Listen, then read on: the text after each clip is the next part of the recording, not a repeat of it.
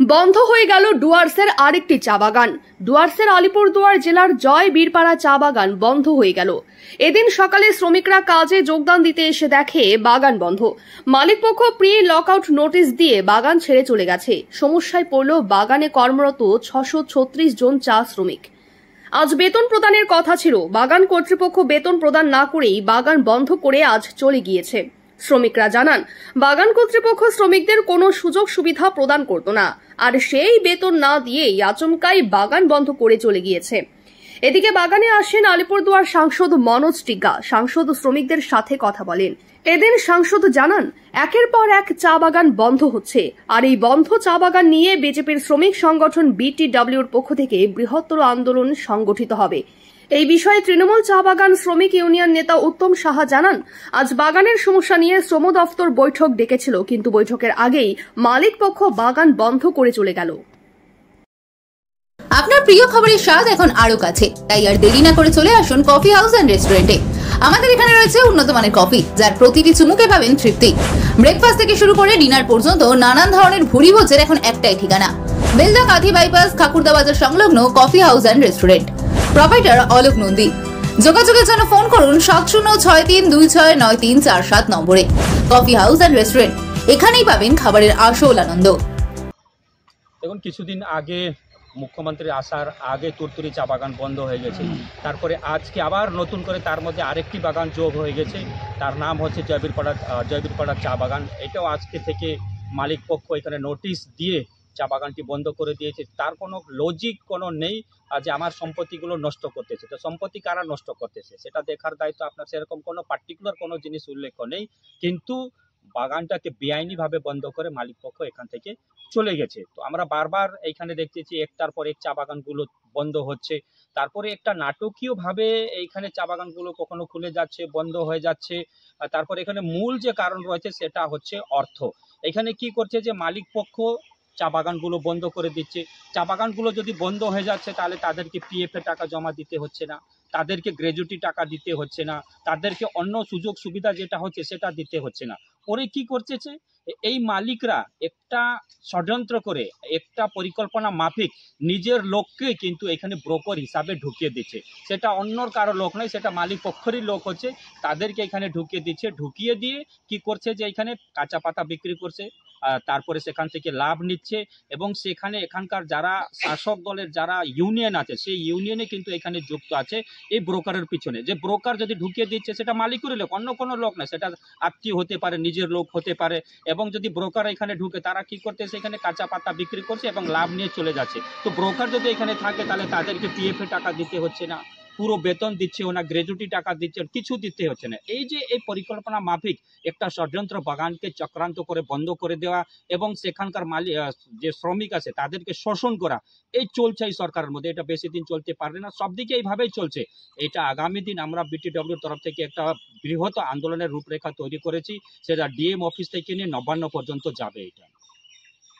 এটার কারণ একটাই হবে, এখানে মজদুররা একটু জোরে বলবেন, একটু বাগানের চায় শ্রমিক, তো ক্যামেরার সামনে আসার সবার একটু ভয়ে থাকে। তাও আমি বলেছি, আমি এখানকার জয়ীরপাড়ার সাধারণ মজদুর।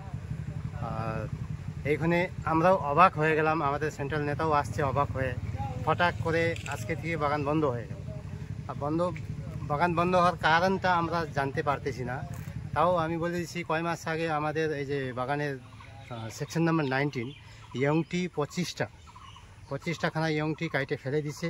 কে ফেলে দিছে, ওয়ার্কার ফেলছে না নন ওয়ার্কার ফেলছে, তার মানে সাজা এখন আমাদের আজকে থেকে ভুগতে লাগতেছে জয়ীরপাড়ার শ্রমিকের।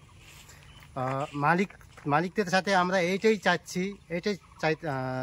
চাইবো কি আপনি কি রিজন নিয়ে বাগানটা বন্ধ করে দিলেন। দাদা, আজকে তো তলবুজ তারিখ পেমেন্ট দেয়, কিন্তু মালিকরা 23 তারিখও দেয়, 22 তারিখও দেয়। পেমেন্ট আপ টু ডেট আছে আমাদের বাগানে, আমি ওইটা বলতে যাব না কি পেমেন্ট নাই নাই, লেনদেন মোটামুটি ঠিকই আছে। কিন্তু বাগান বন্ধ হওয়ার কারণ একটাই থাকে, মজদুর থেকে ভুল হইতে পারে বা কিছু হইতে পারে, কিন্তু মজদুর এত কোঅপারেট করছে মালিককে, আমাদের শ্রমিক আমরা অনেক কিছুতে কোঅপারেট করলাম, তাও মধ্যে আজকে বিনা রিজনে আমাদের মালিকটা বাগানটা বন্ধ করে চলে গেছেন। ওইটাই রিজনটা আমরা জানতে চাই। আজকে ডিএলসি মিটিং ডাকছে, এখন যাচ্ছি আমরা আলিপুরদুয়ার ডবাসকনিয়ায় যাচ্ছি। মিটিংটা আগেই ডাকা ছিল, কিন্তু আজকের ডেট ছিল 21 তারিখ। এটা 21 তারিখে চিঠি পেয়েছিলাম আমরা, ওনারাও পেয়েছিলেন হইতে পারে। এখন যাচ্ছি আমরা, ওইখানে গিয়ে আমরা। খুব দুঃখের বিষয়, গতকাল রাতেই আমরা নোটিশটা পাই যে বাগানটা বন্ধ করার নোটিশ দিয়েছে মালিক পক্ষ, ম্যানেজমেন্ট। কিন্তু তার আগেই শ্রম দপ্তর থেকে মিটিং ডাকা ছিল যে আপনার কি প্রবলেম আছে বলে, সেটা আজকেই ছিল মিটিং। আজকে মিটিং ছিল, কিন্তু সকালবেলা এসে দেখি তালা মেরে গেল। এক তো শ্রম দপ্তর অলরেডি আপনাকে মিটিংয়ে ডেকেছে, আপনাকে আজকে গিয়ে ওখানে কথা বলে মীমাংসা হতে পারতো, কিন্তু সেটা হলো না, আগে বন্ধ করে চলে গেছে। এটা খুব দুঃখের ব্যাপার।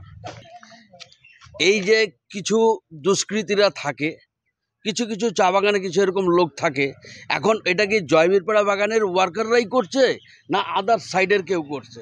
আপনার সামনে যে দেখাবো, যে দেখেন ক্যামেরা দেখেন, এই যে গরু খোয়ার আছে, এই সূত্রপাত এখান থেকেই। এই যে গরু খোয়ারে আনে রাখা হয়, এক একটা গরু 500 টাকা করে নেওয়া হয়, আর 500 টাকা ফাইন, তারপরে যার গরু নিয়ে যায়। আশেপাশের বাগান বান্দাপানির থেকে শুরু করে ঢেকলাপাড়া ওদিককারও গরু এদিকে নিয়ে আসে।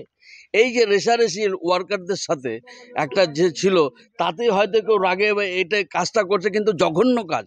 চা গাছ যে কাটবে, গাছ ছায়া গাছ যারা কাটবে, পাইপের উপরে যারা হানি করবে, এটা জঘন্য কাজ। তার জন্যে আমরা ব্যবস্থা, তার জন্য আজকে মিটিং ছিল, শ্রম দপ্তর মিটিং ডেকেছিল, বসতে পারতো, কথা বলতে পারতো। আসল সেটা না, আসল ব্যাপারটা অন্য জায়গায় আছে।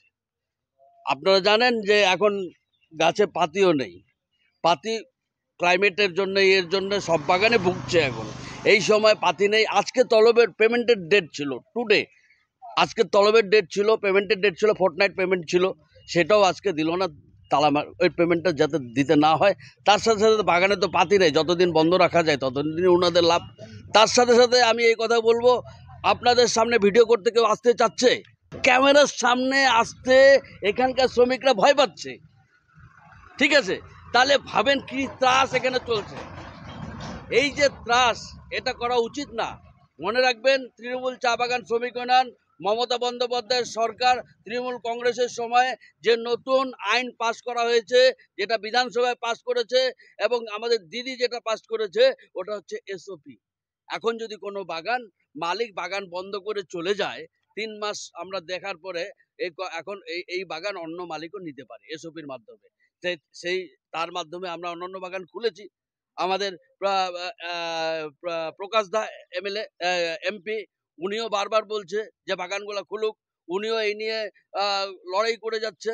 আমাদের এমএলএ জয়প্রকাশ টোপ্প, উনিও যে বিধানসভায় পাশ হয়েছে। আমরা চাচ্ছি মালিক, আজকে যেহেতু মিটিং আছে, আজকেই মালিকরা আসুক, ম্যানেজমেন্ট আসুক, বসুক, আমাদের সাথে কথা বলুক, বাগান খুলুক। আমরা চাই বাগান, একটা বাগান বন্ধ না থাকুক। আজকে